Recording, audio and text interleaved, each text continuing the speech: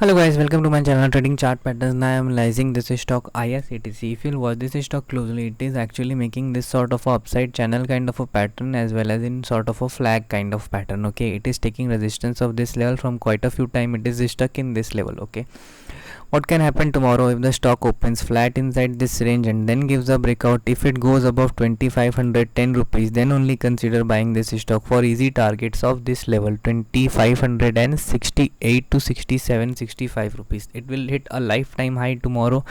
Okay, if you'll watch this stock in 30-minute time frame, you will see that RSI is actually falling. Okay, and if the stock gives a breakout, okay, it will go and test this level.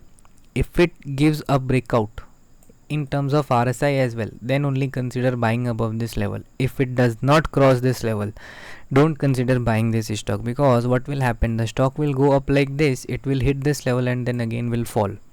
Okay, so it may either open gap up, hit this level and then will fall.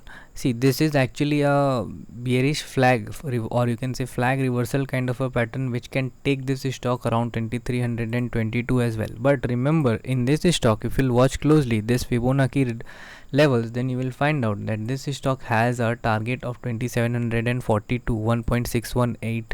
okay, level, which is actually pending in this stock. So this stock will further move towards 1.618 target of 2742 rupees. Okay, if you find this stock around 2300, you can invest around 1990, you can invest around 1700, you can also invest in this stock. It is actually a monopoly stock, and remember, it has a potential to move towards upside in coming 5 to 10 years. It will go up till this level of 3957. Okay, this is my short analysis for IRCTC. Thank you for watching.